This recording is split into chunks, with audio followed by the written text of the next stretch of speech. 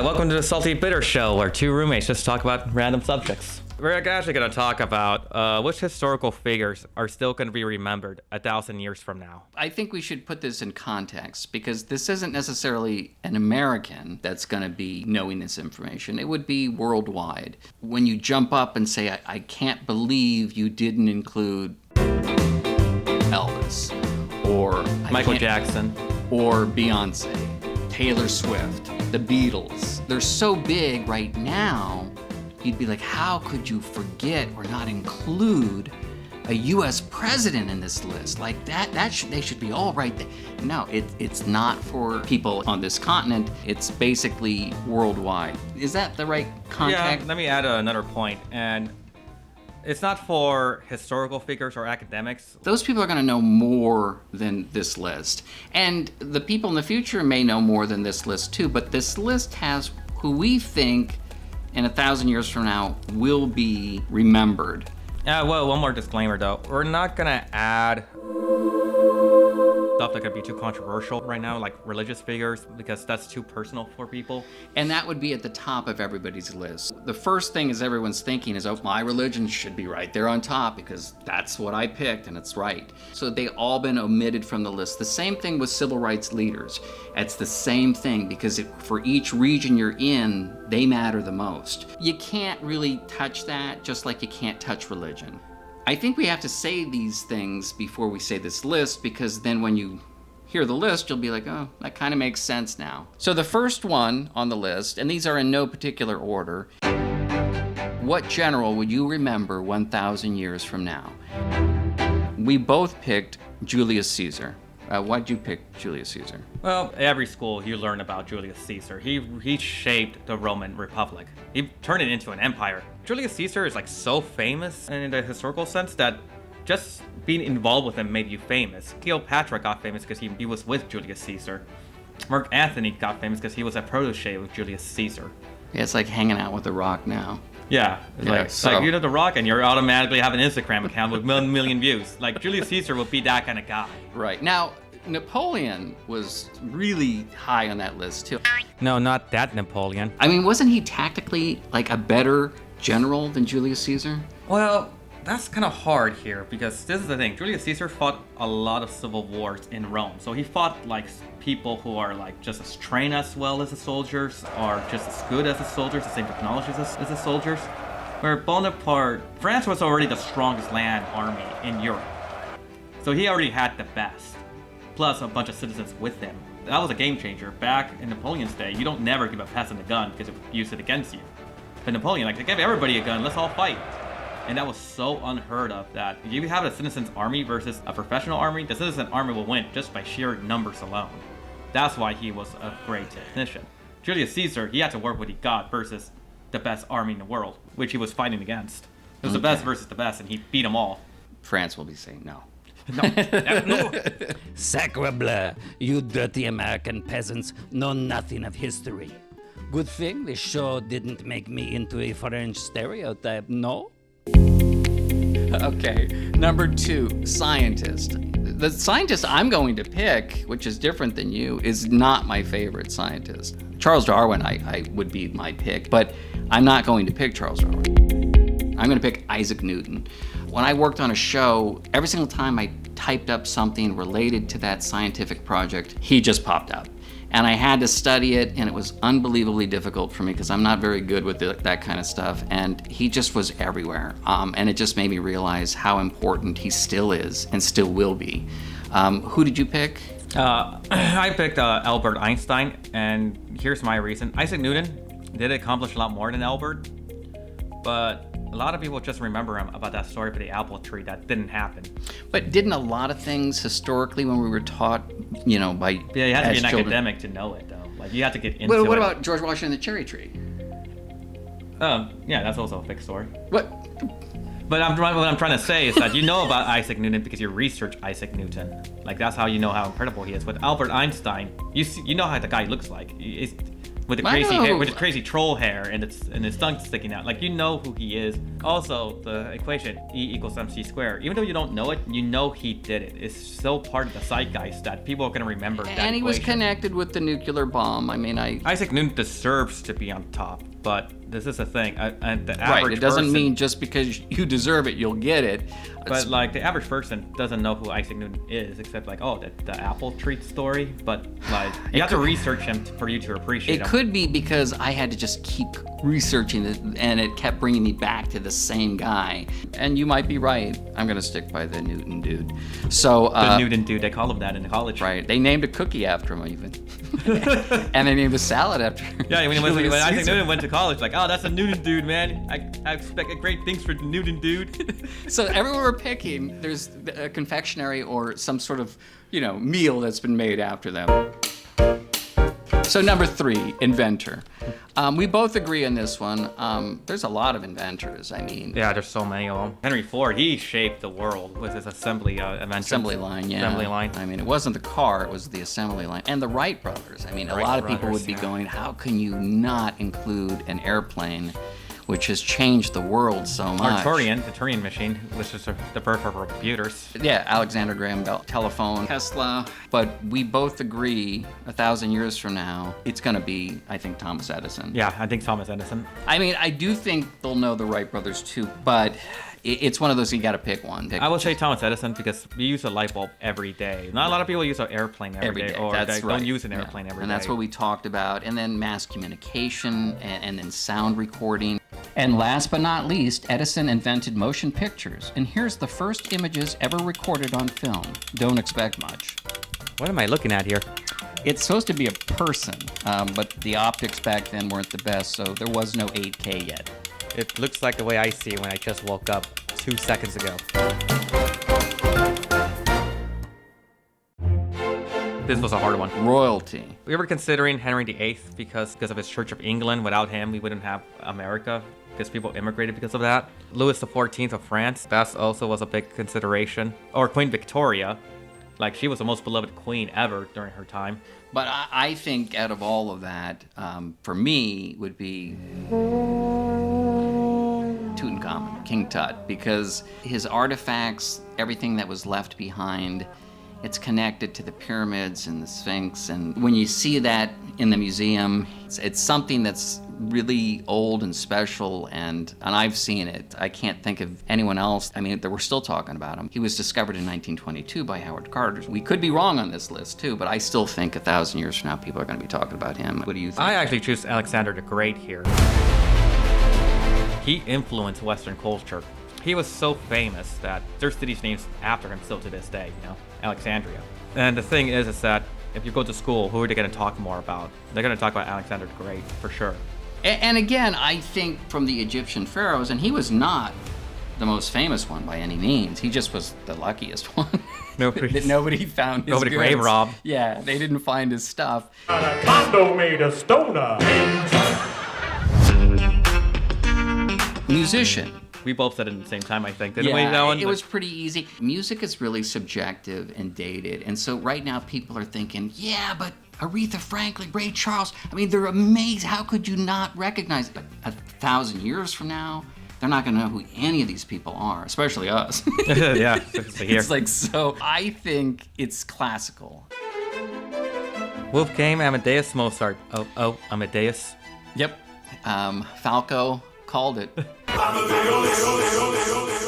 He knew that everyone was going to be talking about Amadeus 1,000 years from now and Falco. So, Yeah. Like, wouldn't that be funny? If it ended up Falco, who I really like still. Falco's amazing, man. I love that guy. I can't believe he died in a car crash. Yeah, everybody. You told me like everybody hated that guy, Oh right? my God, yeah, the guy, it was an accident. They wanted to kill that guy. Yeah, I moved. So why was Mozart so amazing? He wrote pretty much every kind of music that existed in his day. More than 600 works. Many rank among the essential masterpieces of classical music.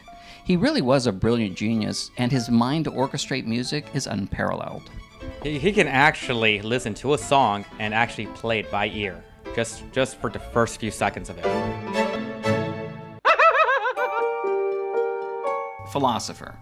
We were talking about Socrates a lot. when you were... I love Socrates, but Confucius was influential on both Eastern culture and Western culture. People still read his book, The Analects, to this day. Or Socrates' writing, I just only see academics reading them, but like I see average people reading more about Confucius. So I think he's got to be remembered more just because of that. You know, when you look at the top 10 list in this category, Karl Marx is like number one almost in so many different lists, but I think it's going to be Confucius too. I think the problem I have with Karl Marx is that people read it, but they don't absorb what he's trying to say. Like, here's a clear example. Karl Marx did say, like, a doctor and a mine worker are equal, but people misinterpret that as equal pay. No, he's saying that a miner has every right to pursue a medical degree for free, where the doctor has every right to be a miner in a mine if he wants to. There's no shame in it. That's what he's trying to say, but people just take it totally in the wrong direction. Like, if you read communism and you read Karl Marx's Communist Manifesto, you will see how many people get it wrong. It's almost comical in a very horrific way. Dictator. That was easy. We both said the same thing at the same time. Adolf Hitler. Genghis Khan killed more than Hitler. No, not that Khan. Jesus, what is wrong with this editor? Well, we don't pay him, that's one thing. I mean, Genghis Khan killed 40 million people. Adolf Hitler did 11 million. I mean, so it's kind of weird. A variety. Stalin killed a lot more people too. Right. I think it's more the reason why he killed. Yeah. Where Genghis Khan, he killed so many people, but that was like they got in the way for his empire. Like it feels more like business with Genghis Khan, like surrender. No, okay, I guess we have to kill you then. Where Stalin is more of he's trying to make his country better, so he's trying to get rid of the free thinkers, the artists and all that, but he's trying to kill them all. Right. And also because he's crazy. What Hitler was doing it for just purely evil intentions. And I think that's more scarier. And I don't know, there's just something about that era with the Nazis and Hitler, and there's footage of it, and it's just, it's never gonna go away. Yeah. I mean, people are gonna think of that. And again... Next time you see footage of Hitler, do not look at Hitler, look at the crowd. Look at, like, they have, like, wide-ass pupils. Brainwashed. Like, yeah, it's like they drank the Kool-Aid. Ich würde sagen, das probieren wir gleich nochmal. Author. There's so many different... We talked about this. I think you said Homer, right? He's like Homer Odyssey. a Greek poet. I've never read any It's of an this epic stuff. poem. I yeah. like Mark Twain. I think he was a great writer. But we have to decide this one, William Shakespeare. Ugh, I can't stand him. And I don't get him, and I can't stand... And in fairness to him, didn't he say that... Or was it him that said that, or was it academics that said that you're supposed to basically watch his plays, not read his works? Like, you heard it from your teachers, I heard it from my teachers, Yeah. that like, people supposed to watch his plays, not read them. But also, there's a lot of words that we take for granted, and William Shakespeare invented them. The word cool. Cool. Like, that's cool, man. Cool. William Shakespeare invented that word in that sense. Cool. Awesome. Also, he actually invented that word. Awesome. I think he invented over 100 words that we still use today. I think a lot of people would say Charles Dickens, Hans Christian Andersen, Agatha Christie, Jane Austen.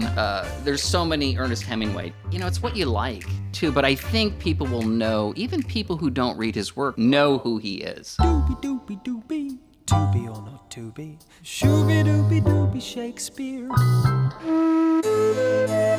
Artist. We both just said Leonardo da Vinci. Yeah. I really do like his stuff. I mean, and I've seen it in person, you know, at the Louvre. So I thought it was amazing. He pretty much shaped Italy. The only thing about the Mona Lisa is it's so hyped up when you go in to see it. It looks like the size of a postage stamp almost, because your eyes just, your brain, it's just bigger than life. And when you go see it, it's just like this tiny little painting, you know. It's still beautiful, but you just think it's going to be so much bigger than what it is when you walk in. This is why I don't really like to visit landmarks, because I will see the picture of the landmark, and as soon as I see it, it's like, oh, well, that's really lame. Like Mount Rushmore, like it looks so big in the pictures, and turns out you have to be in this platform. Mount Rushmore is like so far away, like you can't even see it up close, and it's like what's the point of that? This is a great one because actually this is your idea, and I never thought of it until you told me this this one. And it's funny how on everybody's list, it's not present and not there. When you go to look at all the top 10 lists, you see all the people you would expect to see. You know, Columbus. But not anymore. Magellan, James Cook, Marco Polo. But I said Neil Armstrong. Like, I mean, that... Yeah, as soon as you said that, it's like, you're right. It has to be this guy. It's one small step for man, one giant leap for mankind. American astronaut, the first man to walk on the moon. Not Louis Armstrong. First man on the moon. Hello, Dolly. But he's... That's how you made that song. Did you know that? I see trees. I see skies of blue. I see a man walking on the moon.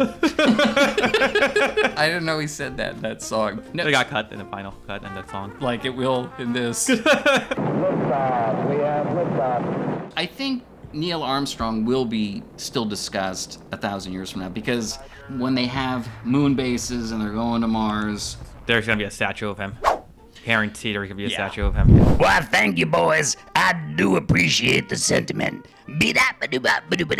Wait, not that Armstrong. And what's funny is he was a very private man. He didn't want all the accolades. He wanted to just sort of fly under the radar. Buzz Aldrin's the opposite of that. Yeah. He, you know, the second man. He loves signing autographs and he loves the limelight and Neil loves Armstrong's talking just to people. Neil Armstrong saw it as a job. Like, this is something I Yeah. have to do. And his signature is worth more than almost any other Astronaut? person. It's because he didn't sign very many things. I haven't checked it recently, but I think it's like at 20K right now. Oh. You know, without the three of them, it would have never happened. And NASA, you know, all the scientists and all the work that all of those people put in. And then one guy gets all the credit, which is kind of crazy. But that's same thing with Columbus, right? Well, he was the captain of the mission. Of course he's gonna get the credit, you know? He also had to take over the controls at the last minute because it was going to go into a crater. They just barely made it down in time with like just fumes of fuel left. Oh.